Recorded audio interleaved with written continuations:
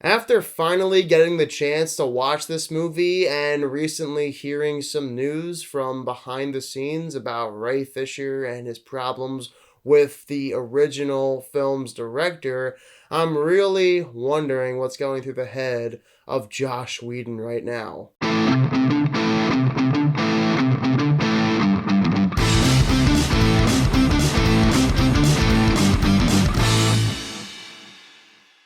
Zack Snyder's Justice League was 100% directed by Zack Snyder this time around. This was how he intended the original cut of Justice League to look, and it stars everyone that we saw in Josstice League. In Zack Snyder's Justice League, we see the entire Justice League team up. For some of them, it's their origin story, and they take on the film's main villain, Steppenwolf, and his master, Darkseid. It's been a rocky road for the DCEU's main head, Zack Snyder. He started off with Man of Steel in 2013, a film that I really enjoyed. Then he made Batman vs. Superman 3 years later.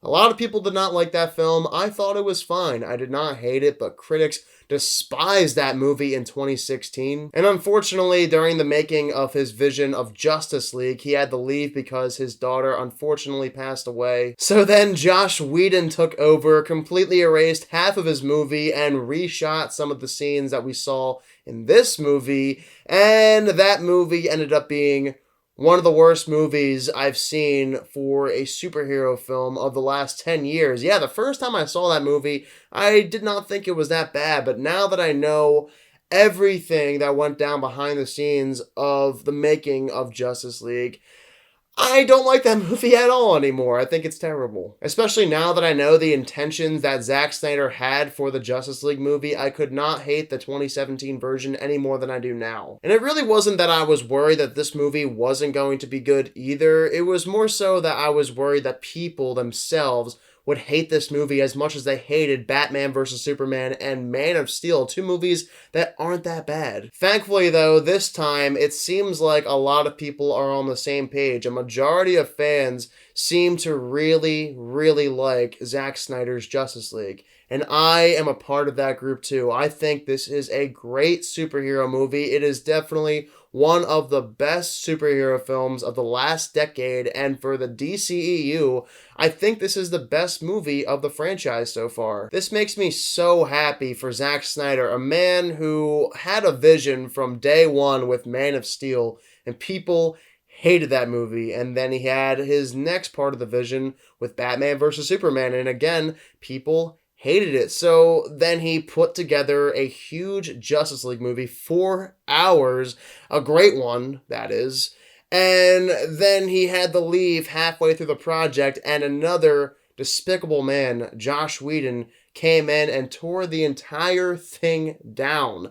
How awful was the last 5 to 8 years for Zack Snyder? I feel so bad for this man, but thankfully now everyone knows that he's actually a great director. We can see it here in the new Justice League. And yes, this movie is 4 hours long, but that does not take away from the brilliance of Justice League. In a way, this movie had to be 4 hours long. I always tell you guys that I'm all about epic movies. The first 2017 version of Justice League was not at all epic. It's under 2 hours long and has a lot of stupid moments. How can you have a Justice League movie and it not be over 2 hours long? That's pathetic. So Zack Snyder's version of the movie decided to go above and beyond and make this movie 4 hours long. Originally, they were thinking they might make this into a miniseries, but then they opted for the nice 4-hour long version of the film. Plus, you also have it split into 6 parts in the film, so that was really nice. If you wanted to pause the movie after a certain part, you could do that more easily. This movie basically makes up for just about every single flaw of the original Justice League movie that was a complete mess. That's somewhat because this movie is a slow burn, and yes, that is due to it being over 4 hours long, but at the same time,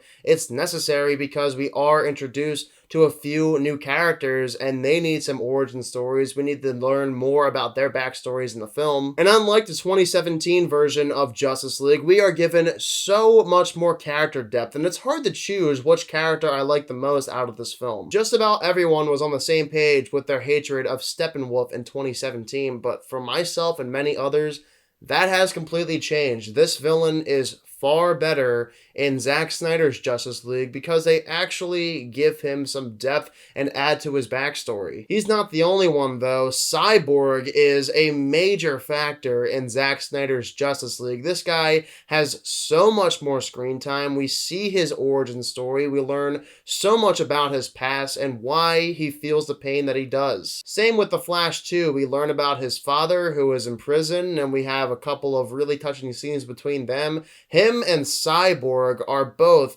incredible characters in Zack Snyder's Justice League, and we didn't see these versions of these great characters in Joss Whedon's Justice League. Overall, I loved how Zack Snyder took the time and pace to develop these characters that we haven't met before in the DCEU, and it's just small details that he added in there to make us care so much more about these characters who we've never met before. Sure, there are a couple of small scenes that may come off as pointless the first time you watch Zack Snyder's Justice League, but after thinking about it and watching this film maybe a second time, you'll begin to understand that it is necessary because it adds so much more to these characters. In terms of the film's scale, it's 4 hours long, and it's just about as epic as you could ever get for a superhero movie. The only thing that may be more epic than this is Avengers Endgame. This movie is far and away more epic than Joss Whedon's version of the film. Now, going back to our characters, Zack Snyder also added in some emotionally impactful moments for a lot of them. There are some incredible emotional scenes for characters like Cyborg and the Flash. When I say that these two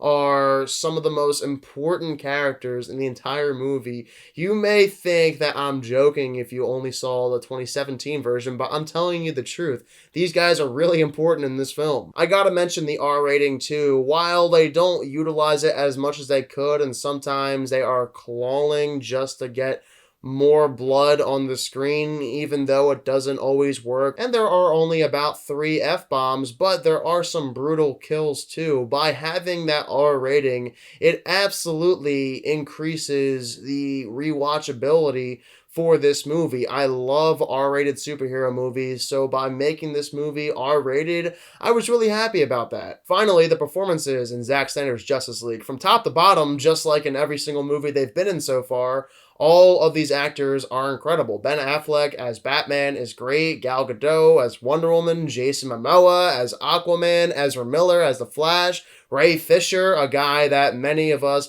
have not seen nearly enough of in Hollywood, is incredible as Cyborg, and Henry Cavill in this film as Superman, again, is so freaking good. The movie's cast is stacked from top to bottom, and if you were to ask me if I wanted to see these actors portray these characters again in future films, I would give that a resounding yes. I do have a few smaller problems though. Jared Leto is in the film as the Joker once more. It's the first time we've seen him in the DCEU since the first Suicide Squad. And the marketing really hyped him up for his role in Zack Snyder's Justice League. It made me think that he was going to have a prominent role in the film, but he's only in the movie for about 5 minutes. I'm not really sure why they bothered bringing the Joker back for a scene that doesn't really have that much of an impact anyway. I'm just disappointed we didn't get to see more of Jared Leto as the Joker, or even Darkseid in the movie. He's barely in the movie too. I thought that we would see him in the movie more, but he's probably in the movie for about 10 minutes, and that's about it. The film mostly revolves around Steppenwolf as the main villain once again. Honestly, my only other problem besides the CGI, which, okay, we all know that they have a real issue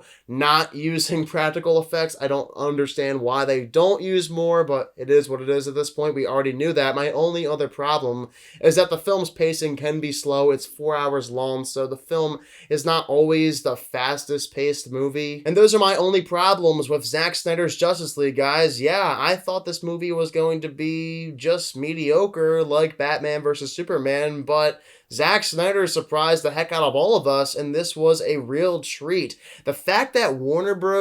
Has not restored the Snyderverse at this point, what are they thinking? They should be ashamed of themselves, because Zack Snyder's Justice League is a phenomenal piece of filmmaking for the superhero genre, and I am giving this film an 89%.